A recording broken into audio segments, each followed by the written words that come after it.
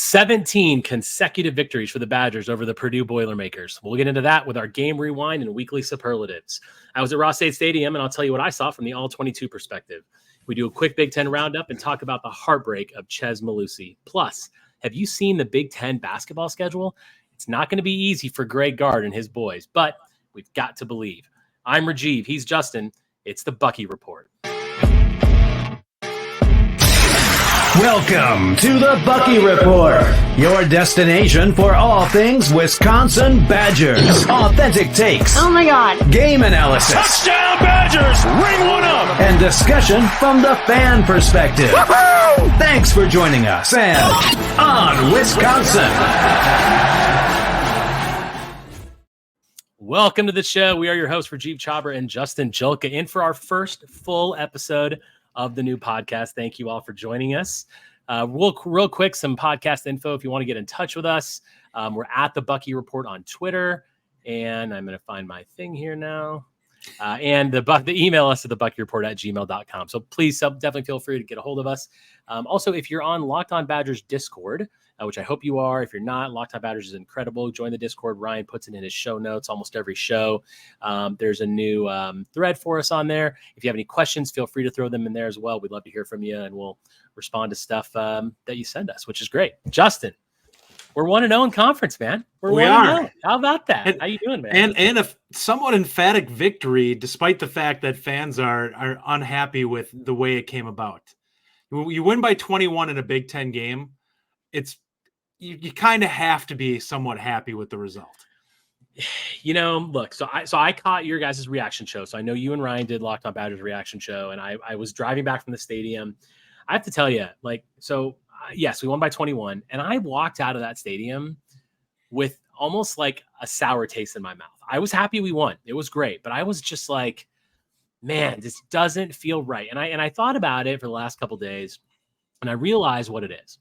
I'm just disappointed with myself mainly because of how much I thought we were going to be, how good I thought we were going to be early.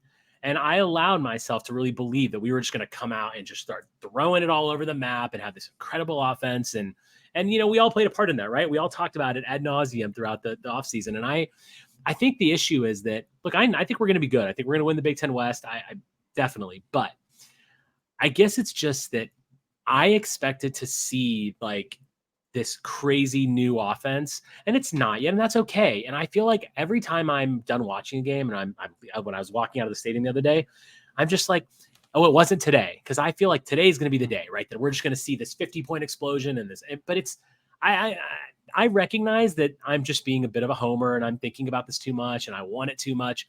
But when you take a step back and you look at the fact that we won by 21 on the road at night in the Big Ten. We're 1-0. Everyone else in the West has a loss And an away game. I mean, we absolutely are fine, and it's okay. But there still were a lot of things that were just a little bit underwhelming in that game. And seeing it live, there were great things and there were not so great things. But that's what I've come to, Justin. I just feel like I'm just waiting for that breakout game that never seems to come. And we're going to have a good season, but I just don't know if it's going to come the way that we sort of expected it to. You know what I mean? Yeah. And I look at it, and here's what my thoughts are on it. We dropped 38 points in a game that we did not look like we were there all the way offensively. And the defense only gave up 17 in a game where there's clearly some room for improvement. So the way I kind of look at it is, yeah, it's not pretty yet. And at some point it will eventually get pretty. It's going to take some polishing up. But we need to start looking at this and start saying, you know what? The numbers kind of look pretty good. Like, we're averaging 33 a game at this point. And that's not bad to be starting the year. Like, we're not having really – it will be interesting to see what will happen with this team when they have to score. Because right now, we're not really playing that great, and we seem to have no issue with getting above 30 points. And there's going to be games where it's going to be tougher.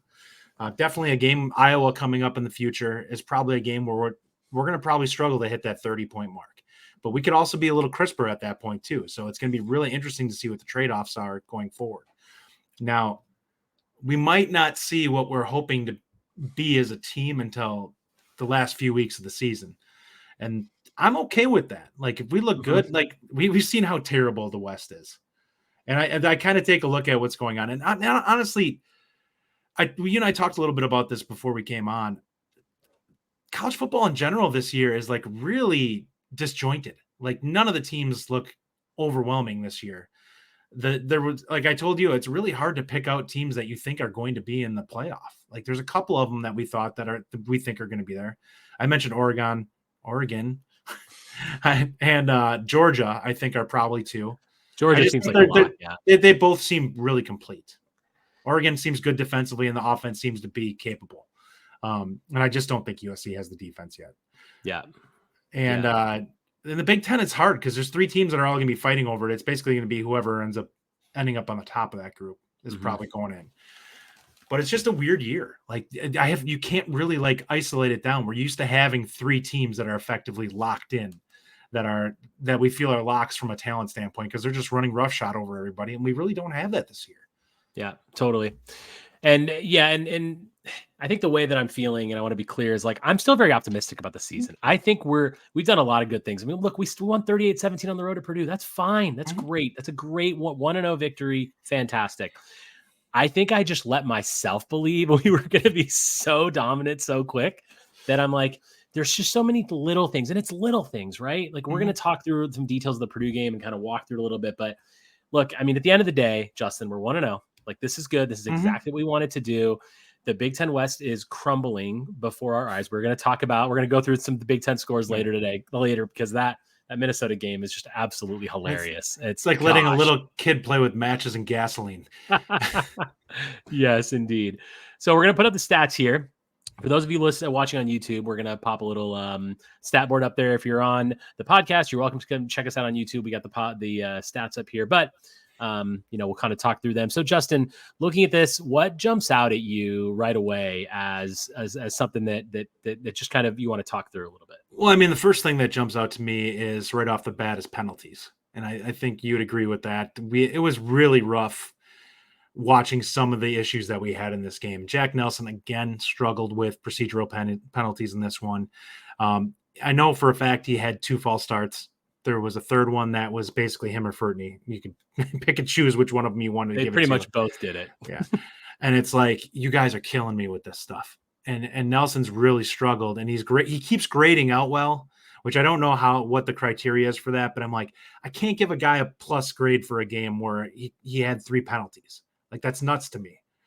Like, I hear you on that, but he did, like, when you compare him to the Washington State game where he was really rough in pass pro, it was much better when he wasn't committing the a offensive penalty. line pass pro was good. Yeah. But yeah, I mean, totally. And I agree with you completely. The penalties, 11 penalties for 70 yards. The thing that jumps out at me is, look, we had 1 turnover and we forced 3. And again, plus turnover margin is so important for us. The other thing is completely balanced, by the way, 193 rush yards, 193 passing yards, 195 rush, just shy of 7 yards per attempt. And we obviously owned the time of possession. So, there's some good things here. And I think our third down efficiency, I put this up here as well, 12 of 18. That's solid when you're shooting 66% from 3-point. I think that's great, but man, the penalties have got to get cleaned up, right? I mean, I get regular penalties. I get holding penalties and things like that, PIs and that nature, but the procedural stuff, I mean, I know it was our first Big Ten road game, but it's like when I was in that stadium, it wasn't that loud. Okay. Like there was this is not like a Camp Randall or a Big House or Ohio Stadium. Like it was a good crowd. It was full. But there was no reason to have this many procedural penalties. And as we go on through our season, and when we play Iowa, when we play Ohio State, these will kill us. And I'm just surprised that it's still such a problem. My takeaway with the Nelson part of it is watching him. I think that he really does not like the splits. And I think that he's super uncomfortable with, I think he's trying to jump the snap because he's trying to make sure he doesn't get beat. And it screams a guy who's just not comfortable and confident in what he's doing out there. And he didn't have a bad game. Like once he settled down a little bit, like he did a really good job of pushing the blocker or pushing the pass rusher past the pocket for most of the game. But he really struggled early on watching that. And I'm just like, this guy it's not like you have an NFL talent across from you. Just be confident. Like you're more athletic than him probably. And just work with that. Yeah. But yeah, I mean, the third down efficiency to me is a big one, because last game that was actually a massive problem for us, is not being able to follow through on that. It was nice to see that rebound nicely. I think we were 8 for 8 or something like that to start the game.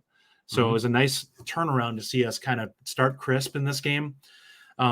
If we start like this in the West, especially, there's not a team that's going to be able to play with us. And I say that because if you get up 21-3 against the teams that are in the West, they're just not coming back on you. Unless you're Minnesota getting up 31-10. It's interesting. So if you caught our show midweek, we talked about the 3 big things, right, that we were looking for coming to the Purdue game. So let's go through those real quick and see kind of how we did. The first thing was offensive fast start. And I think that this was exactly right. Like this was perfect. The team really needed this. I mean, how many times have we seen the third quarter be our best quarter, but our first half we're struggling to get out of our own way? And sitting in that stadium, boy, that crowd was real quiet, real fast. I mean, we went up 14-0 real quickly. And it was exactly what I had really wanted, which was to impose our will and be dominant running the ball. And we did that right away. We said, all right, Purdue, like, that's fine. We know that the strength of your defense actually is your rush defense. Doesn't matter. We're still going to run right at you. And we did that. Braelon Allen, Chez Malusi looked fantastic. I think the blocking was really good up front as well. And we were able to establish that run, open things up for Mordecai, go up 14-0. So a really, really good fast start. So we definitely hit on that one. Second one, tighten up secondary. How do you think the secondary did in this game? Actually, the secondary wasn't bad. I think if you really watch it, there were situations where it was frustrating. Most of the issues were on third down. Like they picked up some first downs where we did a good job on first and second, and then they'd end up picking up 8 yards or whatever on third. If you look at the overall stats for the game, he had 202 yards passing on 38 attempts, 5.3. That is not good by college standards. That's exactly what we want our opponent to do. Exactly. If that's what we give up, especially on 38 attempts, that's an inefficient passing day. And that means that the other team is likely in a lot of trouble. I've discussed that with the Minnesota team to start this year, that why I'm not afraid of Kelly McManus. And that's part of it is he was averaging about 5.3 per attempt. And I'm like, if that's what you're facing, that means that quarterback is not afraid to, or is afraid to attack downfield, and he's inefficient. And if that's what we're going to have, we can deal with it. I think we struggled a little bit in this game with the overdoing it on the passing game and at the expense of the run game a little bit, because I think that's why we ended up getting burned a little bit on this. I actually think that it's almost a separate issue, because I think the linebackers and the linemen are just not. They're missing their holes right now. They're missing their holes, and we'll get into that a little bit. But yeah, I mean, I think the secondary did okay, and I was glad to see that. So first play of the defensive series that we had, the 2 starting safeties were Wohler and Zachman, and I saw that out there, and I was instantly like, okay, that's Latu's not starting, Zachman's out there, and I liked that. I think Zachman really brings a lot. He brings a lot of energy and passion back there, and he's a better tackler than Latu. Like, that's for sure right now, because, well, I think a lot of people are, and it's nice. So I think the safety combination is good back there. And I think that you saw a little, definitely, I think Ricardo Hallman had a nice day. I think he played really well. He got the pick, but he was blanketing his guy. Alexander Smith looks better. He looked better. So I think the secondary did get better. This is a good quarterback, Hudson Card and Purdue. We know you watch Purdue, Wisconsin every year. You see these guys, they throw it all over the map. They're going to continue to do that. That's who they are. That's what they are. And sometimes we struggle with that, right? I mean, our defense is spread out. We were trying to obviously figure out what to do with the run game. And if I were Purdue, by the way, I would have run a lot more. I'm shocked that they didn't run as much as they really could have, because they had success early on it too. Yeah. They sure didn't. I mean, people sitting around me, all Purdue fans, they were saying the same thing. Our third one was eliminate procedural penalties. This did not happen. No, it did not at all. This is going to stay on every 3 big things list in the future until we stop having crazy procedural penalties. So we dropped 38 points on the team in spite of having incredible penalties in the game. Exactly. So one thing that I want to do is talk about the O-line. We brought up Jack Nelson a little bit.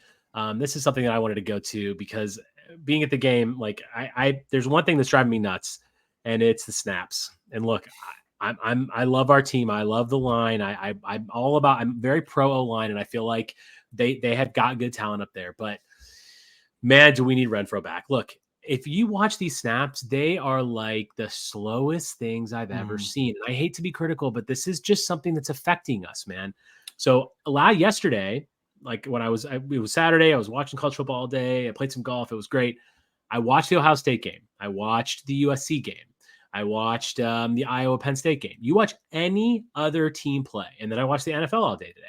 What do you see? Snaps that just whip right back, right? The number of times that Tanner Mordecai hadn't even caught the ball and there was already someone in the defensive backfield. Like, this is not the offensive backfield. That has to change. Like, I'm really shocked that this hasn't been corrected yet. And I think Tanner Mordecai can play that position. Obviously, I want him at guard, but I feel like that should be a change that he should also be able to make. I watched it so much. I'm like, oh my gosh, it's so slow. And then it was high, and then it was left, and then it was down. And I'm like, this is really affecting how we're running the ball.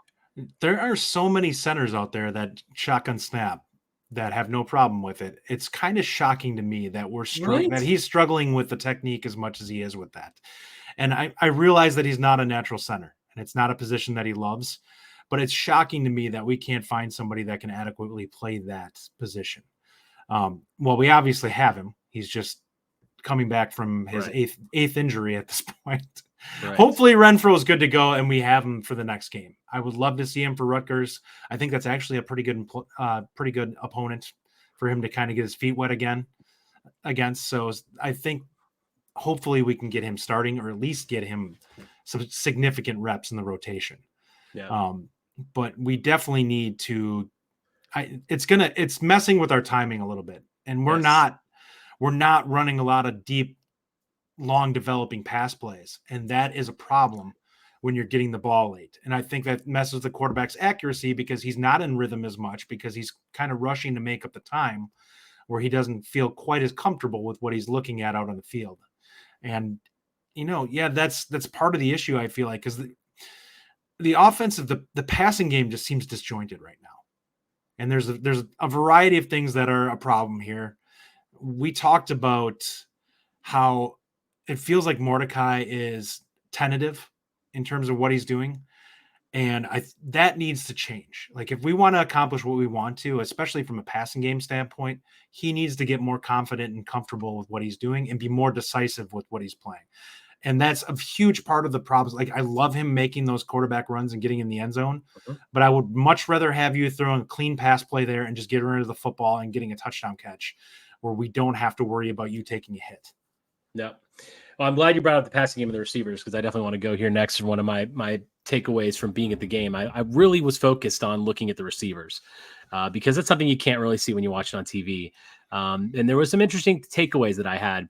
So first of all, you all remember in the second half, Dike caught the long ball down the left side.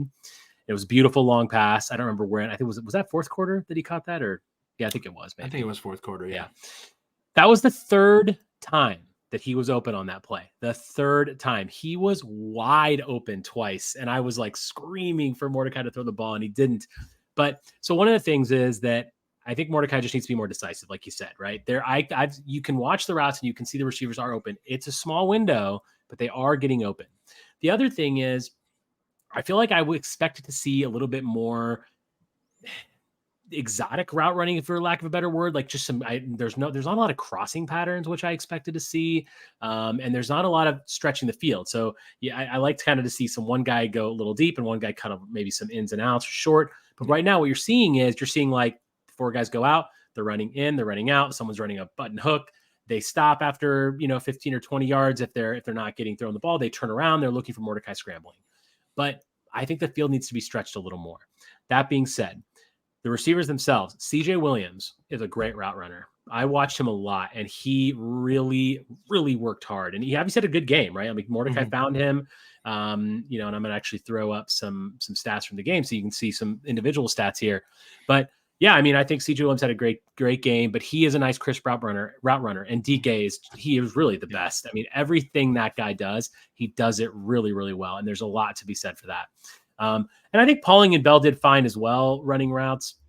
But my big takeaway there is that Mordecai needs to throw it. And there are times where, and I understand, I love that he's not throwing more picks. And I understand that. Well, he did throw one today, or yesterday, 2 days ago. Yeah.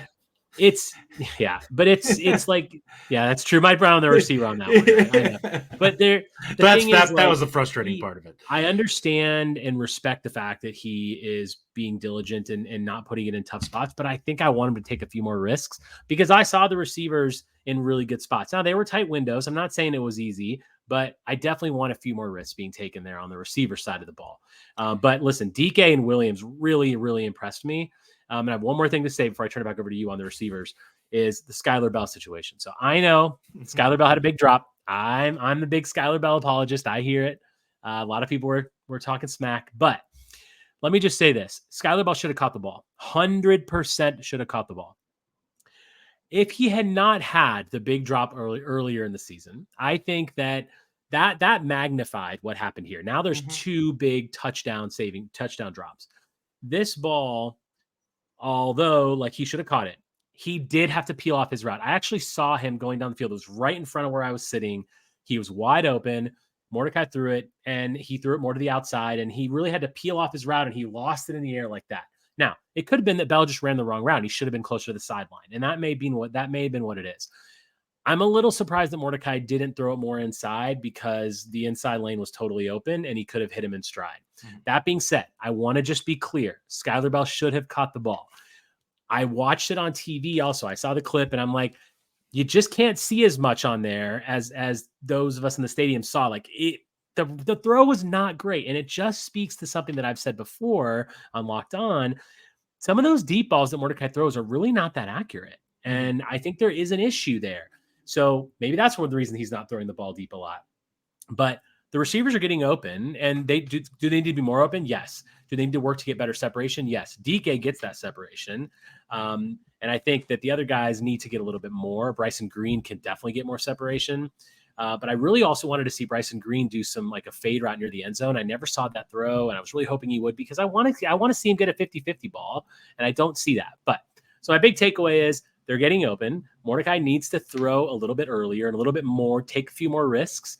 That being said, a little bit crisper on the routes and just taking some more chances, I think, will go a long way in the passing game. But that's kind of what I saw there. But boy, Dike looks really, really good in person. Really good. He is such a crisp route runner. He gets separation. I want to see that ball thrown to him a lot more.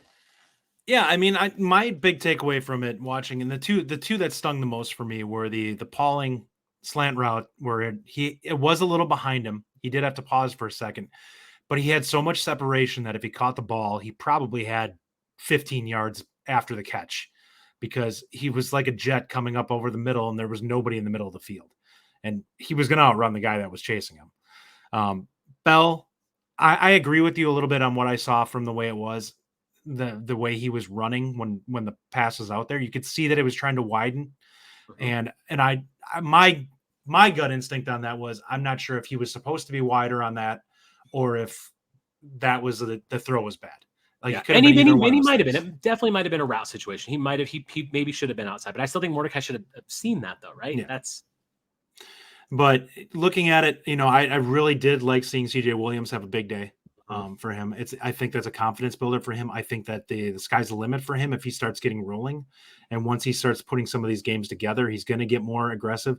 The third down catch was great from him. That pinball there getting bounced around and then still making the move. That's the difference between him and some of the other receivers that we've had on the roster. They probably would have fallen down when the first guy popped him. And instead, CJ absorbs the contact, gets hit by another guy from behind, and then ends up kind of diving upfield to get the extra couple yards that he needed on it. But yeah, I feel like he could become a nice security blanket type receiver for them. Yeah. He's going to need to start stretching the field a little bit more. Hopefully we start, and this is in general, the passing game is in itself needs to start working at least in the intermediate a little bit more and finding those passes between 10 and 20 yards to kind of, spread things out a little bit more in the passing game. And quicker throws. Throws would be good. Yeah. What's your take on Bryson Green? Like, I mean, look, we had a lot of expectations coming into the year. And I still think he's a physical specimen. He's very talented, and I know that he can go up and high point the ball. I want to see 50-50 balls thrown his way, but I am a little bit surprised that we're not seeing a little bit more of him. Now, I know that he had those couple plays in the first few weeks where he didn't make a big catch. And I did say that he needs to go get the ball more. He needs to be more of a playmaker. I don't know if that's affected Mordecai throwing the ball to him. I still think it's worth a shot to take 50-50 balls. Like, give him 50-50 shots, because I feel like more times than not, he's going to be the one coming out with that, or it's going to be no one. What's your take? I'm very curious if there's a chemistry issue between him and Mordecai at this point, given that he had the injury and he, for the most part, was not working with Mordecai for a lot of for spring or for parts of fall. So for me, the question I have is kind of, how is he affected by this? And are they just not necessarily on the same page? And this is an offense where the quarterback kind of has to know how the receiver is going to react, because they're not always going on script. And if he's kind of going in the wrong direction on certain things and they're just not on the same page, that could be massive problems for us. And maybe they're just putting the guys out there that they're most comfortable with right now who took all the reps. So that would be my best guess. I think there's a lot there that hasn't been tapped, but I think we're deep enough that it doesn't really matter. Like, it'd be one thing if he had been showing out in the first couple of games and, had fallen off, but he really hasn't put up anything statistically where it's like, well, if we pull him and put somebody else in, like if CJ starts playing more reps, that I feel like it's a massive loss at this point, because the production was never there. So, yeah. And regarding Mordecai, just to kind of finish up on offense, I think that I like Mordecai a lot. I think he has poise in the pocket that he's other guys in the past didn't have. He's a gamer. And yeah, I know I'm picking apart, like I wanted to throw earlier. I just want to be better than we are, but he's the guy still. Like, he's the guy. And I every time I think to myself, oh man, I wish Mordecai would have made that play. I think, would Graham have made that play? And the answer is no. And this is where we are. Mordecai, we are in a far better quarterback situation than we were last year. Mordecai brings so much experience. You saw that on the field, and we're still putting up 33 points per game we're averaging right now. I mean, like, that's pretty good. And that's Mordecai, and that's the running game. So at the end, the offense still 38 points is pretty good. We're doing a good job. I think we can be crisper, but there's a lot of signs and there's a lot of talent on that team. And I'm very happy that I got to see the receivers up close, because they're good. They're really good. And Dike, man, Dike is the man. He really is. I know that we always kind of joke about this, how much you like Dike and how much me and Ryan like Dike, but I think Dike looks fantastic. And I feel like he looks better than he has in past years. He looks more fluid. And that's the thing that I question with him. I needed to see him take a step up and prove that he could be more consistent with what he was doing, because we really hadn't seen it from him. Yeah. And I don't have an issue with him being our best receiver. I don't have a problem with it at all. I just need to see him do it consistently, so I can feel like he's a guy that can go out there and make plays when we need him. Now, that big third down catch, that was the type of play that I'm talking about, where I need it. He needs to kind of do it on that interception play, but bar that, God, those infuriate me. When you're the guy that gets your hands on the ball first and you have full control of it, like, it drives me nuts when I see the other guy come in and try pull it away. It's like, give the defender credit. That was a big play. It was a good play, but he had the ball with both hands. Just pull it in, take it away, be strong. Right. And the momentum, that was a big momentum shift, because obviously we had just had the pick from Allman, which was great. I'll tell you that I was a little nervous. I don't know how you felt during the game, but obviously we're up 21-3. I'm thinking, okay, this is just fantastic. And then things kind of began to tighten up in the second half. And Purdue, we were scoring field goals, and Purdue was scoring touchdowns. And Hudson Card played well. They moved the ball very quickly. And, all of a sudden it's 27-17. And I'm thinking, okay, like, we really need to score touchdowns. We can't just take field goals. So this brings me to the point of our defense. This is something that for so many years we've talked about, the great Badger defense. And I think there's still a lot of talent on this team, but there are some issues, and clearly run stopping is a big one. Purdue is not a team that I expected to be able to run on our defense. Yeah. If Purdue runs on our defense, think about what else. Now, they obviously spread it out. We don't have a lot of men in the box. I get that. When Iowa's playing, we're going to have a lot more guys down there. But the biggest thing that I'm seeing is, and I think everyone's saying, I think you agree as well, is the defensive line. They're not getting penetration. You don't have the Keanu Benson. So the linebackers aren't filling those holes, right? They're not doing it. Or they're overrunning it. They're seeing one way. They're not reading the hole properly. And you're getting these large gaps that these running backs are just going right through. And it was a palpable. I was very uncomfortable just thinking about the fact that this Purdue team, I was hoping they were not going to keep running, because I knew that we were getting gashed. And we've seen a little bit of that. Sure. And this is concerning me. And I'm wondering, what needs to be done differently. Sure. And it is something that's concerning because, again, as we go down the line into this season, these other teams are going to run a lot better, and we're going to have some problems if our linebackers are not making plays. See, I disagree with this view because you're not the only fan that I've heard this from. But we got gashed last year by Maccabee. So he had 100+ on us last year. And what I will say about this is people keep bringing up that we need to do better, not looking necessarily at the offensive styles that we're going to be playing going forward. None of the teams that we have left, bar Ohio State, are capable of hurting us with their passing games. They can potentially get a shot here and there, but I'm not worried about Iowa going out there and throwing for 300 yards on us. I'm not worried about Illinois doing it. Their quarterback is trash. I am not worried about Minnesota. He's not good either. So basically it's stop the run and play and keep the ball in front of you. And basically there's not really a great offense left that they can really push us. And if our offense is, even if it's this or even a tick better after the bye week, teams are going to they're going to struggle to move the ball as well as we do. And that's going to put pressure on them, especially if we start fast against these other teams. They're not really equipped to play with that. Yeah, I hear you on that. I hear you. But the thing is, whether you're playing Iowa or whether you're playing, Ohio State or anyone, we still have to be able to stop the run effectively. And we don't look as good stopping the run as we have in the past years. That, to me, that's clear. And I think that's Keanu Benton and that's Nick Herbig, and there's a lot of loss there.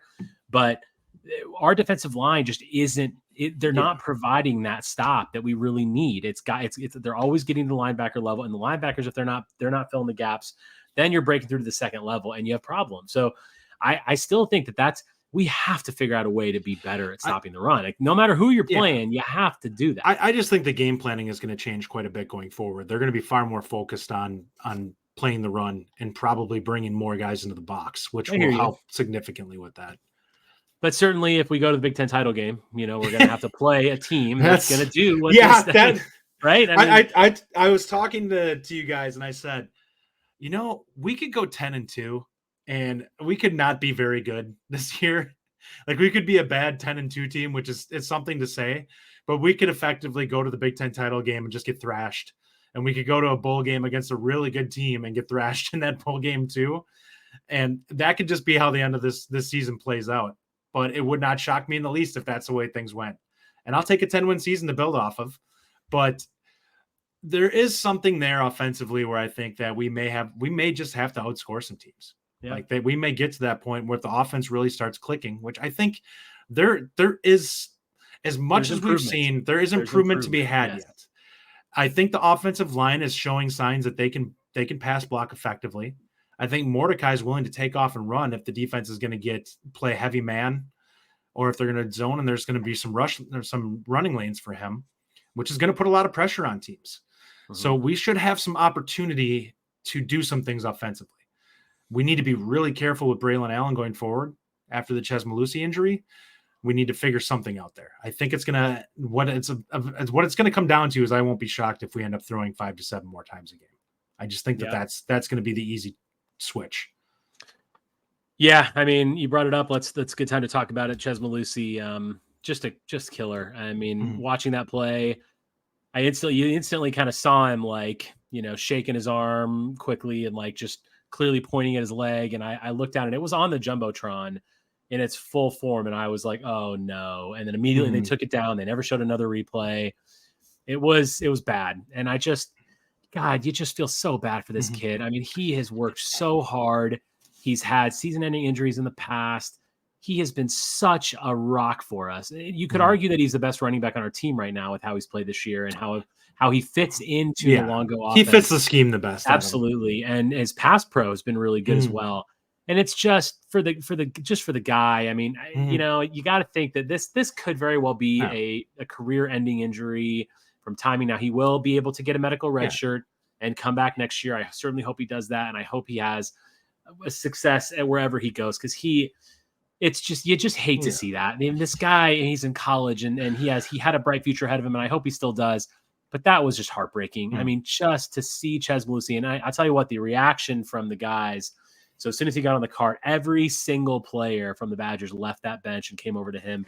It was really a nice sight, and you could just tell the connection that he has for those players, and the players have for him, and how good that locker room is. I mean, it was a really tough moment, and but I feel for the guy, and I know that there's certainly the football aspect of it too, which we'll talk about, but what a just a rough moment for Chez Mellusi. He has worked so hard, and it's just so sad to see him go down like that. Yeah, I mean, and we even thought that kind of coming into this season. It was nice to see him back. He was finally healthy, getting the opportunity to, and it ends up being a third straight year that he goes down with a season-ending injury.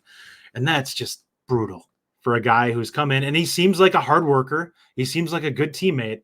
So it's so hard to see a guy like that go down and once again kind of lose it. And it's like, even if he has the medical red shirt, do you just kind of look in the mirror at some point and say, it's not worth it anymore? Like, I'm just doing so much damage to myself that, like, we've seen it with other players. I kind of feel like that's probably what happened with Cundiff, where he was just like, why am I doing this to myself? I come back and do this, and, I've just destroyed my legs. Just let myself get right and hopefully have a good rest of my life where everything is, not necessarily anything that are going to be any limitations going forward, and go from there. These guys are going to have doors that are open to them that will give them opportunities outside of sports or even in sports if they choose to do so. And hopefully, worst case, if he decides that he wants to hang it up, maybe we take him on as a grad assistant or something like that going into next year. It'd be great. Yeah, definitely. Albino Rhino reached out to us and said, want to hear your comments on drop passes, Chez update, and injury impact moving forward, D in first half versus second half, and Vaca. So we just talked about Chez a little bit. We've also talked about the drop passes. Let's talk about the impact and moving forward of Chez. And you mentioned that, we're going to be running, throwing the ball a little bit more. You feel like it's going to be made up there. How do you feel about, Yakimelli or Aker coming in there? Do you feel like those guys are going to get good reps? Where do you see the running game going from here on out? I'm sure someone's going to be, my gut says Aker is going to be the guy. I think that they trust him more as a blocker, but I also think that I don't think either one of them are going to be guys that are going to get heavy reps. I think that they're going to kind of work around it because, for one, I feel like it kind of limits the offense. Like, it's going to kind of tip off what you're going to be doing most likely if you bring any of those guys, because we know they don't trust Yakimelli as a pass pro guy. Right. So he's either going to be going out on a route if it's a pass play, or he's going to be running the football. So, and you probably, if you're Longo, you probably don't want to have him always going out on a route. So that means you're probably going to be running the football if he's in. Yeah. Yeah, I definitely agree that we can't just put the all load on Braelon Allen. That can't happen. Although he is going to have to step up. I mean, look, I think if this guy wants to play at the next level, he's going to have to carry the ball more and be a bit more sturdy. And so I do expect him to take a step up and to take that leadership role and to be that guy. But at the same time, you got to make it up in other ways, right? You can't just give Chez's carries to Braelon. That's just not going to work, obviously. Yeah. And Mellusi brought so much. And just versatility at that position that now it's going to have to be kind of by committee with Aker and Yakimelli and maybe we see Nate White. I mean, that would be okay. I don't think that it's really going to happen, but I wouldn't mind seeing what he has back there. I think the talent is there. I think the issue is that he's just physically not developed enough at this point. And I would worry about him at the size, unless he's put on substantial weight gains since he's been on campus. I'd be shocked to see him out there, because if I had to guess right now, he's maybe 180 pounds. And you're hoping that, I would guess they probably want to get him up to maybe 195 going into the spring. So he's at least pretty close to where you have him for going into the next season. But I would be shocked if he weighs enough where they're comfortable with him going out there and not just getting annihilated if a defensive lineman hits him, snaps him too like a twig. Yeah. All right, well, finishing up our talk on the Purdue game, I want to go back to defense really quickly and finish up one thing, is the missed tackling. Look, I know we talked about outscoring teams, and that's important. I know we talked about how things are going to be a little bit different, but the missed tackles have got to that's got to go away, man. I mean, Latu continues to miss tackles. Maitre missed a big tackle in the second half. I mean, there was a lot of situations where I'm thinking tackling in space. Now, I know we're not going to be playing those spread type teams except for Ohio State again, but we got to tackle in space, and it's really, it's very noticeable. And And like, I know that we're outscoring teams. I know we're being the 1 by 21 is great, but I just, this has got to get cleaned up. Even if we can still win the Big Ten West playing like that, I don't want to play like that. I want to play better defense. Yeah. And I feel like that's something that's really sticking with me. It's just like these little things. Now, the good news is that when those little things get cleaned up, we're a much better situation. There are people that are playing really, really well defensively. Obviously, Hunter Wooler and Zachman and James Thompson Jr. is looking really good on the line. So there's a bright spots. And I don't want to just be all negative about it, but I do just kind of feel like, yes, we won by 21, but missed tackles, man, that stuff's got to get cleaned up. Well, we talked about how tight the game felt at times, and a big part of the problem is the fact that we had numerous times where on third down, they caught the ball 3-4 yards short of the first down, and we just missed tackles and did not wrap up and get guys down. And it's like, those right there are what are killing you guys right now, because if you wrap that guy up and put him down, they're going to have to punt. And instead, they hold on to the ball and move it, and they're not scoring. But there are going to be better teams that will actually score on that. And that's the problem. You need to be able to get that stuff short up, because if you do, suddenly you're a dominant team. Like if you start making those plays on the pass play, just the plays that are there. I'm not saying you have to have these superhuman efforts. You just need to be consistent and make the plays that are in front of you rather than letting guys kind of take advantage of you. And if they can do that, it will change everything for this defense going forward. Yeah, definitely. And let's give a shout out. Albino had it in his comment as well. Nathaniel Vakos, we've got a kicker. He's fantastic. Just automatic, man. It's so nice. It's so nice to have that kind of weapon. I mean, we've seen in the past where you will lose games like this. And we talked about how we're going to be in situations where we're going to need him. Those situations are still coming. But boy, is it nice to know. I've always said that in the NFL, you need a kicker that can make it inside of 50 yards automatic, 100%. They can't ever miss. And in college, it's inside of 40. They can't ever miss. Well, look, Vakos is making everything. I mean, he's 7 for 7 on the year. And another big stat, like in the kind of regards to the Vakos lane, is our red zone. We're 100% in the red zone, by the way, 18 of 18 scoring in the red zone. That's fantastic. And a lot of that is related to special teams too. I mean, obviously you've got to make those kicks. Fantastic. It's so nice to have a kicker. The special teams overall played well today, and not today, 2 days ago. But yeah, I mean, Vakos is the guy, and we haven't had a guy like that in a while.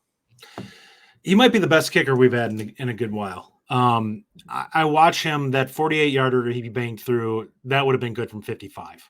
Like it was right down the middle, and he drilled it. And like, I guess you would go back to Raphael to say that it was close, but I actually think I actually think he's a little better than him. He is. So he going looks back, fantastic. you're probably looking at who is the kicker that kicked in the pros? Melhaf. That's the tier that Vakos is aiming for.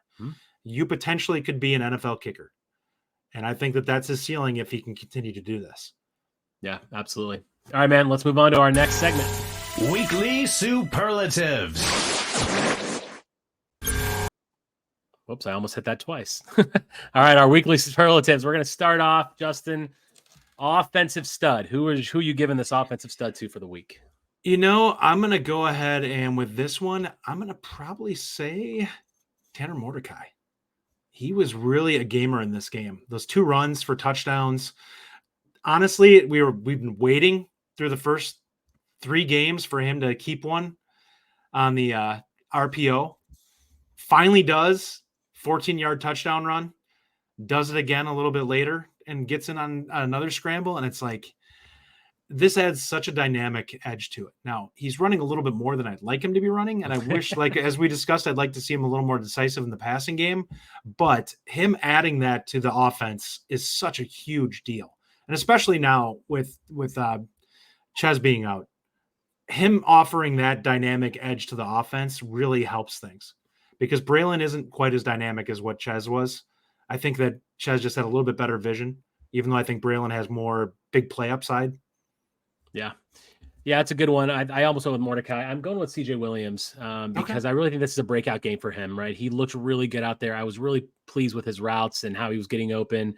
And I think he's going to become that not necessarily a security blanket for Mordecai, but Mordecai now has another guy that he can rely on outside of just Dike to really be that playmaker. So I think he did great. On Mordecai, though, yeah, there clearly must have been something in the scouting report that said we're going to run our quarterback all over Purdue's defense because he kept that thing a lot. Well, it was great. They watched the Syracuse game where he ran for almost 200 yards. Constantly, yeah, it was great. All right, defensive stat. I'll start on this one.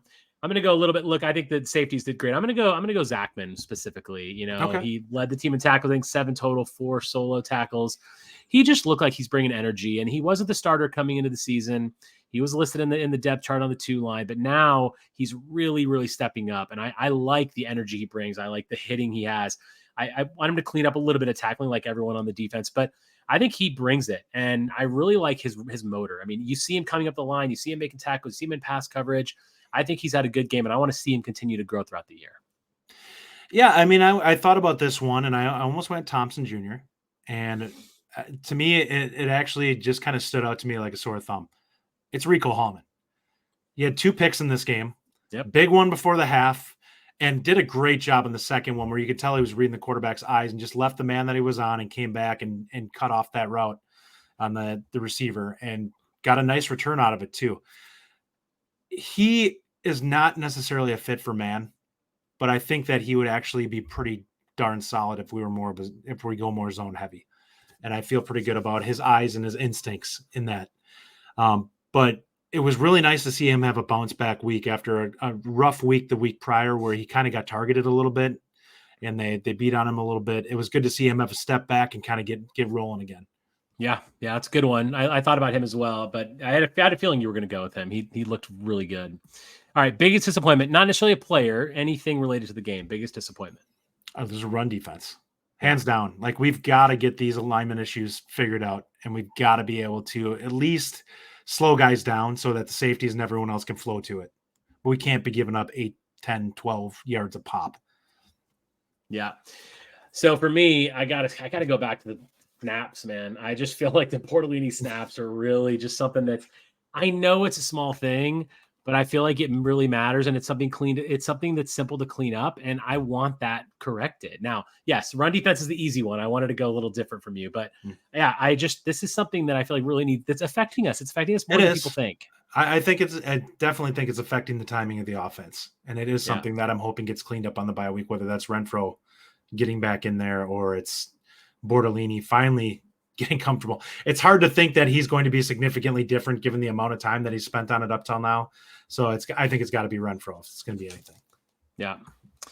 All right. The X factor that kind of allowed us to win the game. I'll start here on this one. I think that I'm going to go to Mordecai on this one. I think Mordecai's overall poise and the way he managed the game was really a big thing for us. And I think having that experience in the backfield and having that guy leading the team really makes a difference, because look, when we're down 27-17, we're up 27-17 and things are getting a little bit hairy. In my mind, I'm sitting there thinking back to the thing I immediately went to, by the way, was 2008. I was at Michigan Stadium and we were up 19-0 and they ended up coming back and beating us. It was awful. But I had that sinking feeling that, boy, this could just turn in the second half. But the difference is the Mordecai's poise is just so good. You can just tell. I feel confidence and a calm with him because he's making the right decisions. And yeah, maybe we want him to throw for more yards and more touchdowns, but he's doing really well. And I feel like he is our X factor. He is the reason that I think that when you look at our team and you look at that game and you say, why did we win? Well, that's the guy, right? And he is our leader. And I think he's going to grow week to week. And I want to see this guy just be fantastic. And without him, I think we're not in as good of a situation as we are. Yeah, it's hard to disagree with that, and I don't at all. I definitely would say that that's the case. The only other thing is I'm going to throw a little bit more of a spotlight out there for Vakos and the special teams in general. Massive upgrade from where we were last year with this team in terms of special teams. You know, Vakos is obviously a total weapon, and honestly, in a game like this where a missed kick can be a huge momentum shift, he was just lights out. And we've seen Dike be incredible in terms of returning so far this season. And Bertram's is solid as a punter. Like he really hasn't done a bad job. I think the only thing that you can argue a little bit would be, well, we had a kick out of bounds, didn't we? We did. That would be the one thing that I would have to say. It was the one downside with special teams this week. That needs to be cleaned up. You just can't have that. I know, it's killer. People start the 40. It's awful. All right, who's improving? Stock up. Give me one player that that you feel like is really working his way up right now. Well, I think it's got to be C.J. Williams. Yep. He went from 4 catches on the season to 5 catches in one game. Yep. I totally agree with you. I was really happy with what I saw out of him, and it's like we're slowly kind of getting to that. Our offense is beginning to click. You said this already today, and I think that's really you're hitting on the head. And it's going to start clicking more. And so those passing lanes are going to be opening a little more. The routes are going to be crisper, and CJ Williams is going to be a really big key part of that. Stock down for me. I'm just going to go with. I hate to say this, but I'm going to go with the inside linebackers right now, just because you and I are on the same wavelength. That's exactly where I was going I just feel like coming into the season, I'm a huge Muma fan, and he played. I think he had one play. I think I saw him. It was one snap. I think I saw him on the field. It was down. It was down when they were in the red zone. I think maybe. I think that's when I saw him out there. But yeah, I mean, I don't know what's happening there, but I think Chaney looks like he's a solid player, and so is Turner, but. We are so used to seeing middle linebackers make plays in the run game, especially that are just disruptive. And we're not seeing that right now. And that to me is something that I'm concerned about. So right now, stock down is the middle linebackers. For the first few weeks watching the middle linebackers, the one thing I came away with is they seemed indecisive. Like they seemed like they just were kind of stuck in place and not quite sure what to do at times. This game I watched is the first time I watched seeing Chaney a couple of times be really aggressive, but not necessarily going where he should be going. And it burned us a couple of times on runs where it's like, man, what are you doing? Like you are not in your gap. And because of it, they ended up picking up. One of them was a touchdown run. He ended up getting burned where he kind of undercut the offensive lineman, and the running back took to the outside and just went around. It's like, we cannot have this happen. And I'm normally a proponent of be aggressive if you make a mistake, you make a mistake. But in this case, sometimes you're going to get burned and it's going to cost you points. And that's a problem. Yeah, no doubt. All right, give me your game MVP. Yeah, I'm going to have to go back and say it's Mordecai again. Yeah. There's a lot to clean up with him yet, and I really hope that the offense can take a step this bye week and get ready to roll and show some things against Rutgers. But it's hard not to be happy with what's going on with this team right now offensively, even though it's not quite where we want it to be yet. We're significantly more dangerous offensively than we were last year. I think people really need to be aware of that. We had to move up to get to 25 points per game last year. We're at 33 right now, and it feels like we're still feeling our way out. Yep. I'm going to go Braelon Allen, 16 carries, 116 yards. Fantastic day for him. And listen, given what we just saw happen to Ches, the horrible thing that it is, we're going to rely on him a lot more. And I think hopefully he's the answer to this question a lot more going forward, because we're going to continue to need that production out of him. I mean, there's no doubt about it. Anything else on the Purdue game, Justin? Anything else you want to talk about this game and anything going forward at all? No, I think we pretty much covered it. Yeah. 1-0. We're 1-0. Yeah, that's. I think the end of the day, we can pick apart the good and the bad, and we can talk about the things we liked and we disliked. But at the end of the day, we will have a 21-point win at a game that I circled that said I was worried about this game, which I really was, and I was in the middle of it a little bit. But really nice performance, gutty, gritty. It's not easy. It was a very good atmosphere that they had there, and yeah, I mean, I'm gonna take 1-0 every time. We're the only team in the Big Ten West without a loss in the conference already. Fantastic. I feel like there's actually one thing I do need to draw attention to. Tanner Mordecai is a receiver. My God. By the way, 19-yard reception. 19-yard reception, and then gets a 2-point conversion, and he's not the one throwing the football. You're so right. Look, couple things. And Will Pauling with that pass. My God. That was a beautiful throw. How many guys throw a bullet on that? And that ball goes sailing over the quarterback's head. He kind of just threw it out there and let Mordecai run under it, which is exactly what you're hoping the guy does. And Mordecai made a great play on it, caught it in stride, and was rumbling up the sidelines. You're so right, man. You're so right. I listen, I really love the play call. It was nice to see that little inventiveness, right? No one predicted that. I think that's great. Yeah, love the play call. And another thing, the 2-point conversion, I'm glad you brought that up too. I'd forgotten. I wanted to mention that. I like that. I think that's really good. That shows a little killer instinct that, frankly, Paul Chris didn't have. And yeah, I'm fine with it. I mean, there were a lot of people around me booing about, why are you going for 2? They moved it to 21. I get it. I'm like, listen, you go to 21. Like, stranger things have happened. Okay, I'm not saying it's going to happen. It would be a total catastrophe if they did come back. But guess what?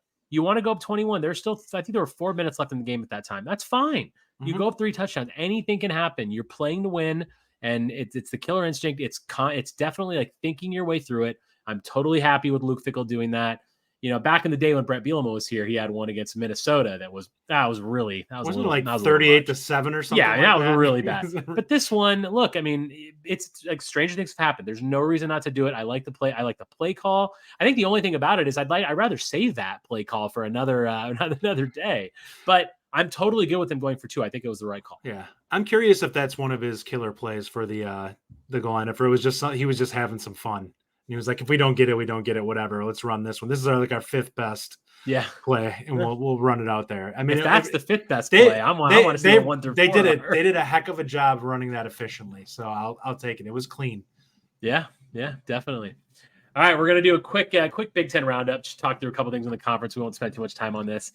Michigan beat Rutgers 31-7. Look, I think Rutgers is a team that everyone was kind of hyped on for a little bit, and they were up. They were tied 7-7 in that game. Michigan just blew them away. I think Rutgers and Maryland are 2 kind of pretenders for me in the East. They're not going to do anything, but it's not a team that we can just sleepwalk through. You know, we play them right after the bye week. They have players. They play Greg hard. Greg Schiano's definitely going to do things with that team. So just something to keep on the radar. I think we do need to be up for that game. I think it's going to be definitely going to be a win for us, but Rutgers definitely can play. But Michigan looks like they're in a pretty good spot. Yeah, they seem. I mean, they got Harbaugh back this week. I think that they're going to start clicking soon. They still haven't fully kind of dropped the hammer yet this season. But then again, Michigan really even last year didn't really totally drop the hammer. They had a lot of these games where it was like this, where it's 31-7 or whatever. They don't tend to blow teams out like quite as much as you think they would for the talent level that they have. But that said, they also tend to dominate the game still. So, I mean, you kind of saw it coming with this. I mean, Michigan's a far more talented team than Rutgers. So not surprising to me. Definitely. We'll skip over the Illinois game. That's a nothing. Illinois 23 for FAU. Maryland beat Michigan State 31-9, which I think is interesting. Talia, is it Talia Tungavailoa? I don't know how to say that guy's name. Yeah. Talia, whatever. He has over 1,000 yards already, 8 touchdowns and 3 picks, by the way. So look, Maryland's not on our schedule, but we're not going to play them. They're not going to make it to the championship game, of course. But Michigan State's just really bad. That's the message that comes out of that game. 31-9 against Maryland. That team, they seem mentally broken right now. I mean, like, totally. when things came down, there's 2 ways a team can go. They can galvanize, or they can just fall apart. Michigan State fell apart. Right, and we thought Northwestern was mentally broken, but they got a helping hand this weekend. We're going to get to that last. Nebraska, one over Louisiana Tech. Nothing to talk about there. The Ohio State Notre Dame game was really fascinating. I think Ohio State, they don't have a quarterback. They have a quarterback, but he's not an Ohio State quarterback. Dude. McCord is really not. He doesn't feel like he's that guy. He feels like an Ohio old State school. Feels gettable. He feels like an old school Ohio State quarterback, like Jermaine, or some of those guys from back in the early 2000s that weren't exactly game breakers at quarterback. They just were part of a well-oiled machine that they had at Ohio State. Yeah. Notre Dame. Sorry, guys. That has to sting. I'm sorry. I mean, that's a really rough way to lose. They had the pick. Yeah. Oh, it was awful. Right in your hands, you dropped it. And then to forget a guy on the defensive line that probably cost it. I feel so bad for those kids. Jeez. I mean, yeah, that was rough, man. That was rough. Indiana took 4 overtimes to beat Akron. I mean, whatever. Indiana's crazy. But let's talk about Iowa for a minute. Yikes. 31-0. Penn State just rolled on them. So 2 sides of that. One, Penn State looks pretty good. I mean, Iowa's a team that we've always said has a really strong defense. Penn State just rolled all over them, just owned every aspect of that game. And Iowa's offense could not possibly look any worse. Yeah, they're a train wreck. And this is, I assume that this is how it's going to be going forward for them until they get rid of Ferenc. Because you can infuse some talent in there, and you brought a game manager in. You don't have the running game to have a game managing quarterback. You're not consistent enough. You are a 20 to 25 point a game offense with what you have talent wise there. That's just, it is what you are, because there's nobody dynamic that you have on the field. You're not going to sit there and work teams with the type of offense that you have and take advantage of them. Like, there's nobody that can win one-on-one battles, and you can't, there's nobody, like, they can't work in an 8-man box against the run, to run the football. Like, there's nobody that they're going to get 17 carries for 20 yards like they had against Penn State. They might do a little bit better than that, but it's not going to be efficient. And if that's the case, then your passing game is going to stink too, because nobody's afraid of you. Yeah. And in the best game of the day, Northwestern in an overtime beat the mighty PJ Fleck-led Minnesota Golden Gophers. Yeah. Let me tell you something. Every Minnesota fan who was out there on the boards all before the season started talking about how great they were going to be, how they were going to finish above Wisconsin in the West, and blah, blah, blah. And they had a great team and blah, blah, blah. Northwestern is horrible. Mm-hmm. And you just lost to that team. Oh, yeah. And listen, that is a total embarrassment. I want so bad to just troll Gopher fans, but I'm not going to do that because they have the axe and we need to earn it back. But my goodness, you cannot be kidding me. That is a joke. How are they going to lose to Northwestern when Northwestern, like Michigan State, by the way, is just, they're a broken program right now. And I love it. PJ Fleck, clap. We will clap for you. We will clap for that performance right there, buddy. Listen, I will troll them, and I will say right now, Minnesota, you are tied with Iowa for points per game scoring. With Iowa, you moved up to 21.5 points per game this week. That's all I need to say. You moved up to 21.5 points per game. That is pathetic. I think it's safe to say that the Big Ten West is in pretty bad shape. We should be. I mean, I know Ryan did a show yesterday to talk about that, and yeah, I mean, it's if we don't win the West at this point, it's a pretty sad state of affairs. I think we really need to take care of this division because there's a lot of bad. They just need to assemble all our teams and just be like, listen, we're going to stop you guys from playing college football because you're hurting the game. No doubt. I mean, it's just a killer.